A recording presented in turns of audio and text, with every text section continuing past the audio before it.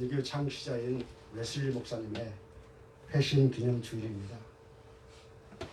웨슬리를 기념하는 주일을 맞이하여 우리는 그의 믿음을 본받고 성령 체험을 하는 계기가 됐으면 참 좋겠습니다.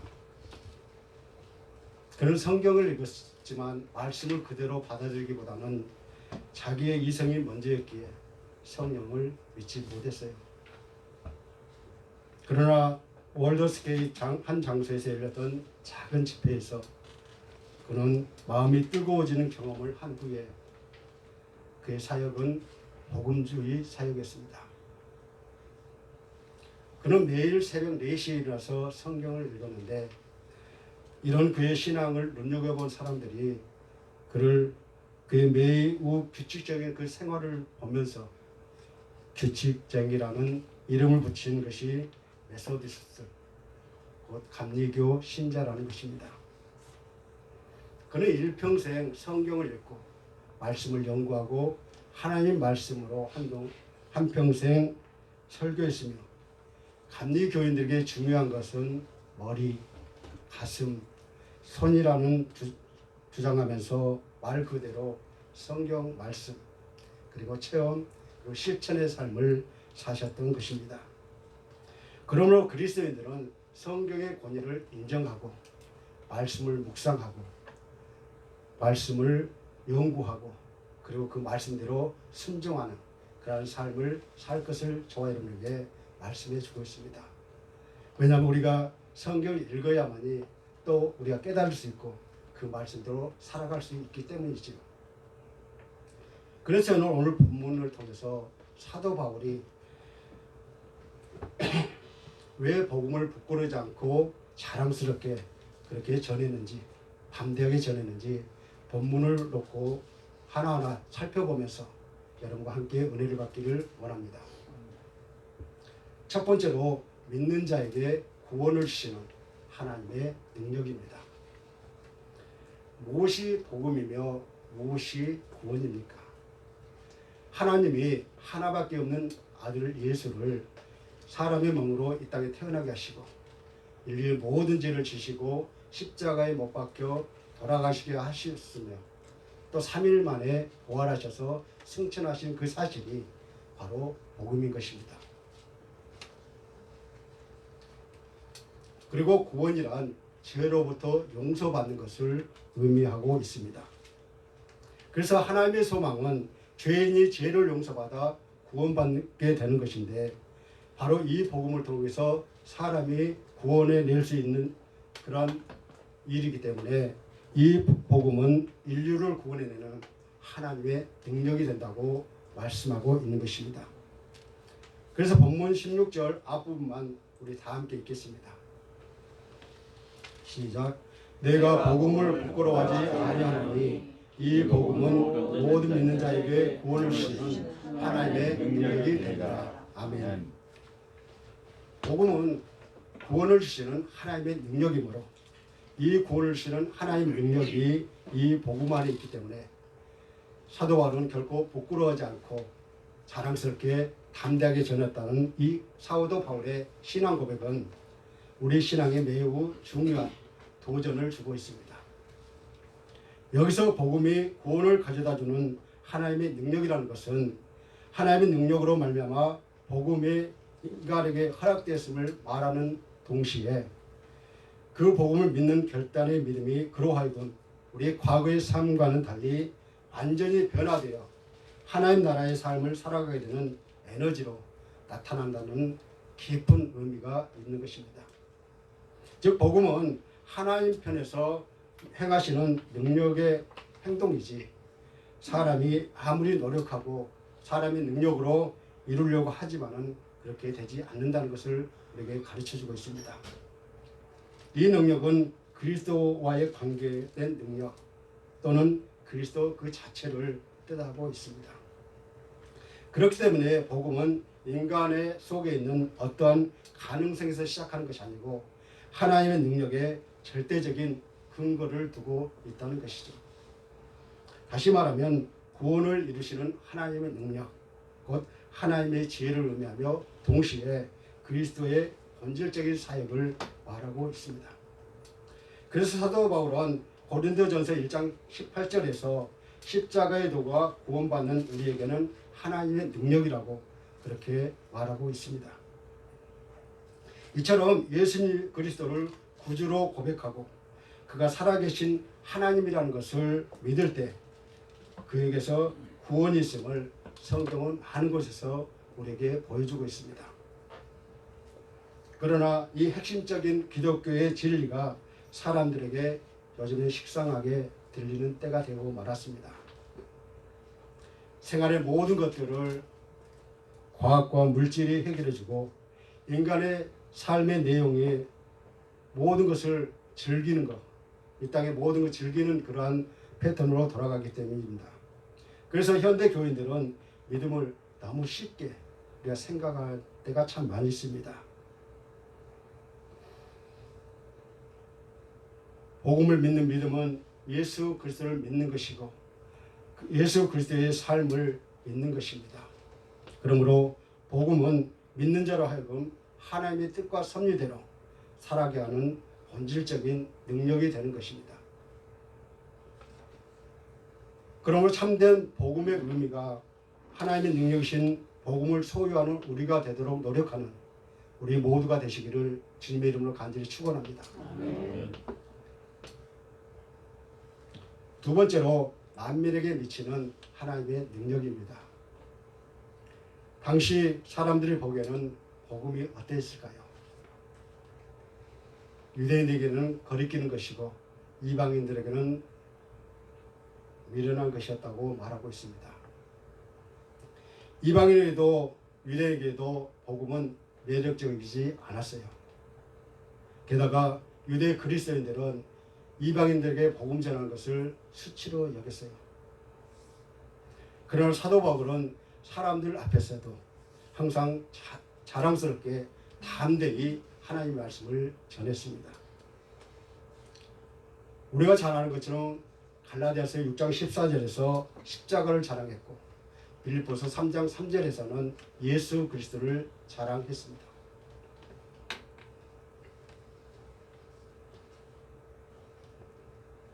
지금 우리의 표현을 하면 바울은 복음이면 충분하다고 그렇게 고백했던 것입니다. 복음으로 충분하기에 사도 바울은 복음을 자랑스럽게 전하고 담대하게 전했던 것이죠. 본문 16절에서 우리는 구원에 관한 놀라운 진리를 하나 더 발견하게 되는데요. 그것은 모든 믿는 자에게 구원을 주시는 하나님의 능력이 됨이라고 말하고 있는 것입니다. 그러면 구원이 공짜요, 또 하나님의 선물이요, 은혜를 주셨으니까 아무나 자동적으로 구원을 받습니까? 한 번쯤 생각해 보셨어요? 하나님의 은혜요, 하나님께서 주실 선물이라고 생각하고 그냥 대충 믿어도 하나님 나를 구원해 주신다는 것, 그거 혹시 생각해 보신 적 있으십니까? 우리는 정말로 구원받은 백성이라는 것을 자신 있게 우리는 말할 수 있어야 됩니다.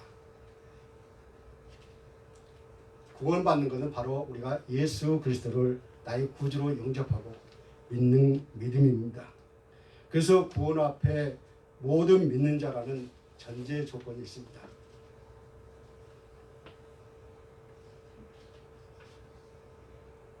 하나님께서 예배하신 이 구원은 예수님을 영접하고 믿는 자들에게 주시는 것이라고 말씀하고 있습니다. 이 말씀에 근거하면 우리는 구원을 받았습니까? 아니면 안 받았습니까? 예, 받았습니다. 구원은 자기 감정으로 하는 것이 아니고 철저하게 하나님의 도우심으로 우리는 구원을 받았습니다. 그래서 인간으로 하여금 새로운 삶을 살게 하는 복음의 능력은 아무런 경계선이 없다는 것입니다. 하나님의 사랑이 모든 사람을 향하여 열려있는 것처럼 구원의 삶을 주시는 하나님의 능력도 또한 만인에게 열려있다는 사실입니다. 본문 16절 후반부를 다 함께 읽겠습니다. 시작. 먼저는 유대인에게요 그리고 헬라인에게로다. 아멘. 이 말은 무슨 말입니까? 구원의 대상은 제한이 없다는 것입니다. 유대인에게도 이방인에게도 똑같이 구원은 임한다는 것입니다. 남자에게도 여자에게도 어린아이에게도 어른에게도 피부색이 다른 사람들에게도 구원은 똑같이 임한다는 뜻이지요. 구원이 어느 누구에만 임한다고 한다면 그것은 참된 구원이 아닙니다. 모든 인류에게 임하는 구원이요, 여러분에게 임하는 구원이고 또 나에게 임하시는 구원이 참 구원이라는 것입니다.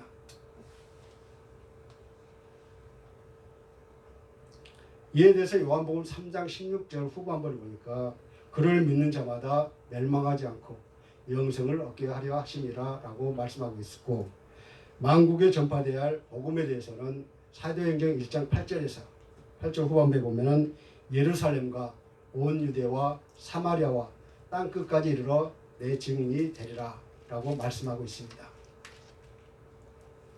믿는 자에게 구원을 주시는 하나님의 능력이 모든 인간을 향하는 사실을 보여주고 있으며 하나님 나라의 복음이 온 세상을 향해 전파되어야 한다는 하나님의 말씀입니다. 그래서 너희는 온 천하를 다니며 만민에게 복음을 전파하라고 우리에게 지상명령을 주셨던 것이죠. 여러분, 혹시 우리는 삶의 현장에서 하나님의 능력인 복음 전파하는 것을 본질적으로 책임을 관심 없이 회피하고 있지는 않습니까? 더욱더 중요한 것은 입으로 증거하는 것보다도 생활 그 자체로서 하나님께 영광을 돌리며 사람들을 하나님 나라로 인도하는 길입니다. 그런데 안타깝게도 우리 주변을 보면은 말과 행동이 다른 분들이, 기독교인들이 참 많이 있습니다. 특히 오늘과 같은 험한 세상에서 이웃과의 진정한 나눔보다 구체적으로 주님의 능력을 증거하는 일을 할 수 있어야 하겠습니다. 세 번째로 복음은 의인의 삶을 살게 하는 능력이라고 말하고 있습니다. 우리 본문 17절 앞부분을 다 함께 읽겠습니다.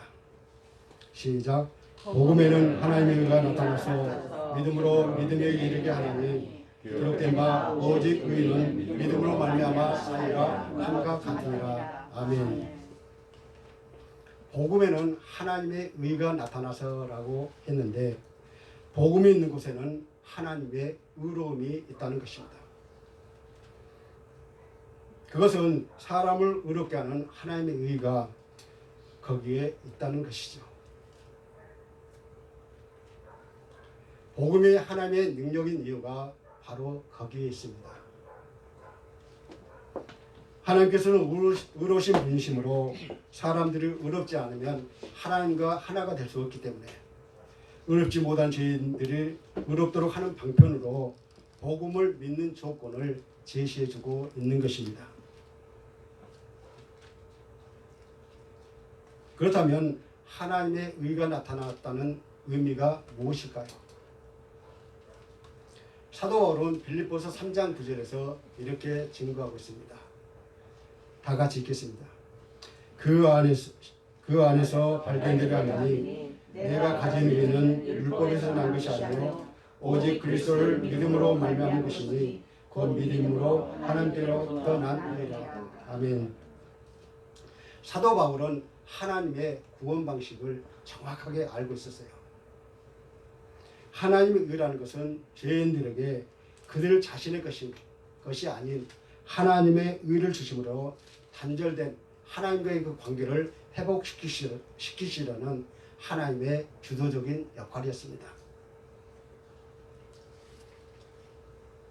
단순히 하나님의 공의가 있다라는 말보다는 사람을 하나님의 의의 기준까지 오게 하는 능력이 그 복음 안에 있다라는 것이죠. 복음 안에 구원의 능력이 있고 그 구원은 하나님의 의에 이르게 한다라고 합니다. 이 모든 것은 우리 모두가 믿음으로 되는 것이라고 말하고 있습니다. 본문 17절에서 믿음으로 믿음이라는 말은 신앙 성장의 중요성을 보여주고 있는데 하나님께서는 우리의 믿음이 계속해서 성장하기를 원하고 계십니다. 사도 바울은 하박국 선지자가 말한 유명한 말씀을 인용하고 있는데요. 본문 17절의 후반부에 보면 오직 의인은 믿음으로 말미암아 살리라 라고 말하고 있습니다. 즉 의인은 영원히 죽을 수밖에 없었으나 예수 그리스도를 믿음으로 하나님의 은혜로 의롭다고 여김을 받는 사람이 된 것입니다. 여기서 의인의 삶을 살게 한다는 것은 첫 번째로 그가 복음을 정적히 받아들임으로써 그 안에 성령께서 역사하심으로 그가 담대하게 주의 복음을 전파하고 증거하는 삶을 살게 된다는 말씀입니다. 그는 의의 기쁜 소식을 전하고 주의 성실과 구원을 선포하며 하나님의 사랑을 온 세상에 드러내고 있습니다. 둘째로 복음을 그의 삶 속에서 받아들이고 하나님의 능력을 힘입은 그는 진실하고 창조적인 태도로 삶을 살아갈 것을 말하고 있습니다. 그의 삶의 모습은 세상의 그릇된 것들과 타협하지 않고 하나님의 거룩하시고 온전하신 뜻을 분별하여 자신의 삶 전체가 하나님의 공의와 사랑을 실천하는 그러한 삶이라고 하고 있습니다. 우리가 예수 그리스도를 믿는다는 것은 인생의 방향을 하나님의 입장에서 살겠다고 다짐하는 그러한 시간이 될 줄로 믿습니다. 바로 이러한 믿음의 결과가 구원의 삶으로 주어집니다.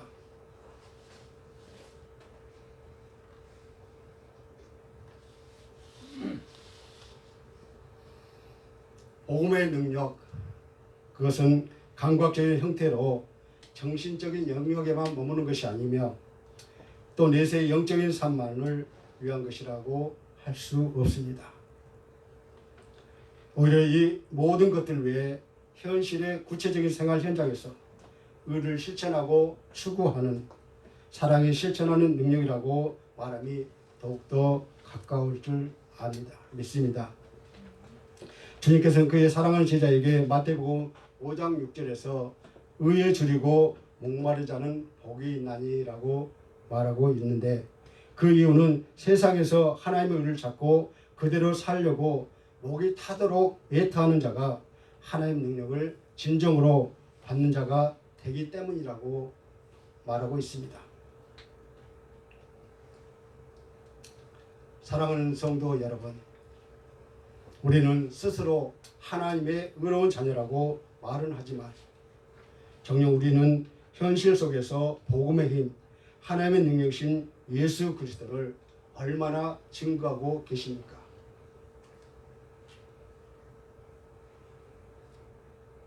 우리는 복음만이 충분하다고 생각하며 주님 한 분만으로 만족한다고 말은 하지만 솔직하게 자신을 돌아보며 실제로 그렇지 않을 때가 참 많이 있습니다.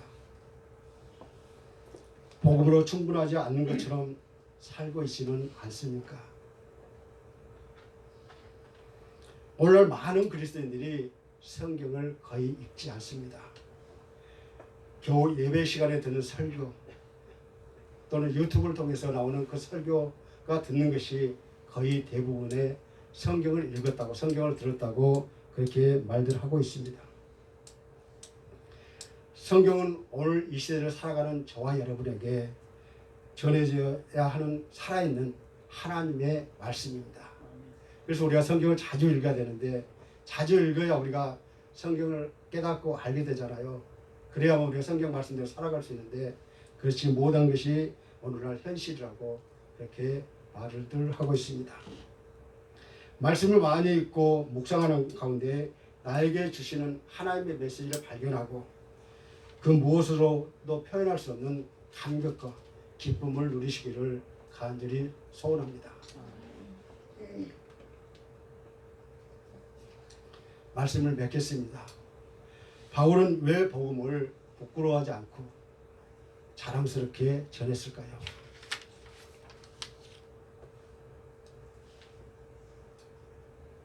복음은 믿는 자들을 구원하시는 하나님의 말씀이며 능력이고 만민에게 미치는 하나님의 능력이자 의인의 삶을 살게 하는 지름길이 되기 때문이죠. 그렇다면 복음의 핵심은 무엇입니까? 복음에는 하나님의 의가 나타나는 것이며 의는 믿음으로 사는 것이라고 합니다. 여러분도 복음 핵심 안에 거하시기를 주 이름으로 간절히 축원합니다. 아멘. 그리고 스스로 하나님의 능력을 세상에 널리 전하는 도구로서 하나님께 마음껏 쓰임 받는 저와 여러분 되시기를 주 이름으로 간절히 축원합니다. 아멘. 이 시간 나는 과연 바울처럼 복음을 부끄러워하지 않고 잘 전하고 있는지 한번 오늘 말씀을 들었으니까 자신을 돌아보면서 잠시 묵상 기도 드리겠습니다.